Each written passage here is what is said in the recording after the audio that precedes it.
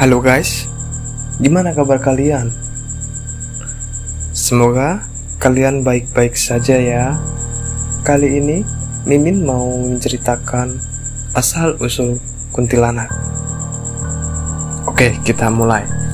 Di suatu masa di tengah Jawa yang kaya akan budaya dan mitologi, ada sebuah cerita yang menggemparkan. Cerita ini sekitar abad ke-17. Ketika dunia masih penuh dengan misteri, kisah ini adalah tentang hantu yang dikenal dengan nama kuntilanak.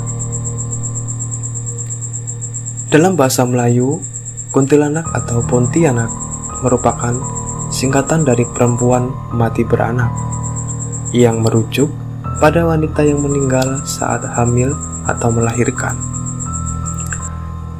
Kuntilanak sebuah kata yang sekarang menggema dengan ketakutan dan misteri. Pertama muncul dalam cerita rakyat Jawa, orang-orang Jawa percaya bahwa kuntilanak adalah roh jahat yang berasal dari wanita yang meninggal saat hamil atau melahirkan. Bagi masyarakat Jawa, kuntilanak adalah simbol dari tragedi dan kesedihan yang mendalam. Mereka percaya bahwa roh-roh itu terperangkap di dunia ini karena kematian tragis yang mereka alami, dan sekarang mereka menghantui dunia manusia. Kuntilanak adalah hantu yang telah menjadi bagian cerita rakyat di Indonesia, memiliki perwujudan yang khas dan menyeramkan. Dalam banyak cerita, kuntilanak digambarkan sebagai sosok wanita cantik dengan rambut panjang terurai yang mengenakan pakaian panjang putih.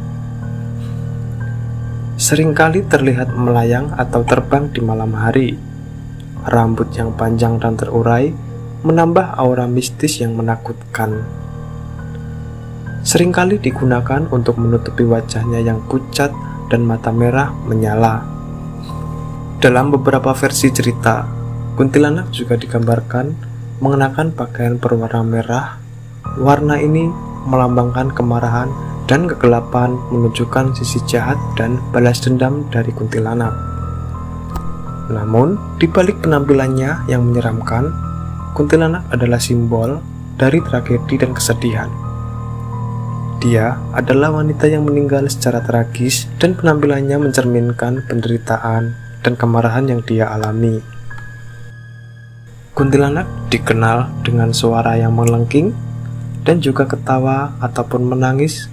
Uniknya, kuntilanak ini bisa terdengar tertawa ataupun menangis dalam jeda waktu yang singkat.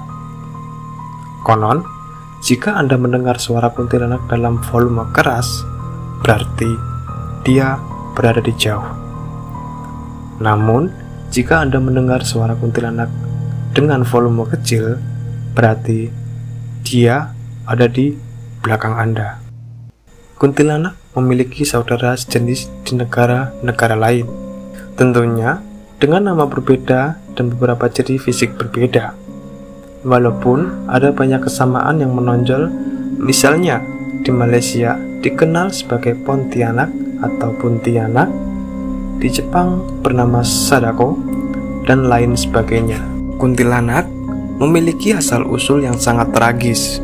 Menurut cerita rakyat, wanita yang meninggal saat hamil atau melahirkan. Roh-roh ini kemudian terperangkap di dunia ini, tidak mampu beranjak ke alam baka karena kematian tragis mereka. Kisah kuntilanak pertama kali muncul di kalangan masyarakat Pontianak, Kalimantan Barat.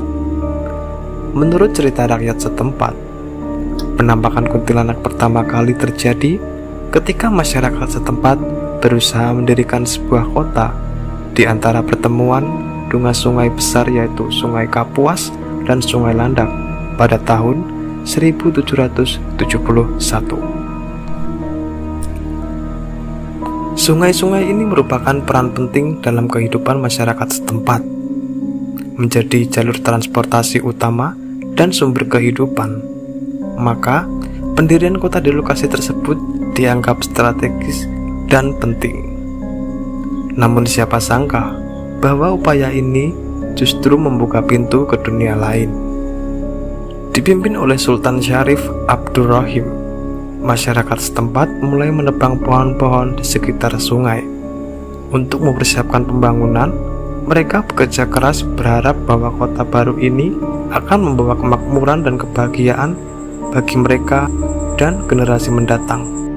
Namun di tengah upaya mereka, sesuatu yang tak terduga terjadi. Ketika para pekerja mulai menebang pohon-pohon, tiba-tiba mereka mendengar suara aneh melengking dari atas pohon. Suara itu begitu menyeramkan sehingga membuat para pekerja ketakutan dan berlarian menjauhi lokasi tersebut. Mereka percaya bahwa suara itu adalah tangisan dari kuntilanak. Sultan yang geram lalu menembaki kuntilanak itu dengan meriam. Keberhasilan Sultan dalam mengusir kuntilanak kemudian menimbulkan kepercayaan di masyarakat bahwa hanya golongan Said atau Syarif, keduanya golongan keturunan Nabi Muhammad, beserta keturunan mereka yang dapat mengusir hantu itu. Kisah kuntilanak menjadi bagian dari sejarah dan budaya masyarakat dan menjadi asal-usul penamaan Pontianak. Dan hingga kini masih menjadi cerita seram dari generasi ke generasi. Menurut sudut pandang Islam, kuntilanak termasuk dalam golongan jin. Dalam Islam, tidak ada yang namanya kuntilanak, hantu wewe, atau pocong. Semua makhluk gaib tersebut masuk ke dalam golongan jin. Kuntilanak menurut pandangan Islam termasuk jin yang suka mengganggu dan menakut-nakuti manusia. Selain itu, ada juga jin yang mengaku-ngaku sebagai orang yang telah tiada, yang disebut arwah. Ustadz Zulkifli menjelaskan bahwa jin-jin tertentu dapat dilihat oleh semua orang.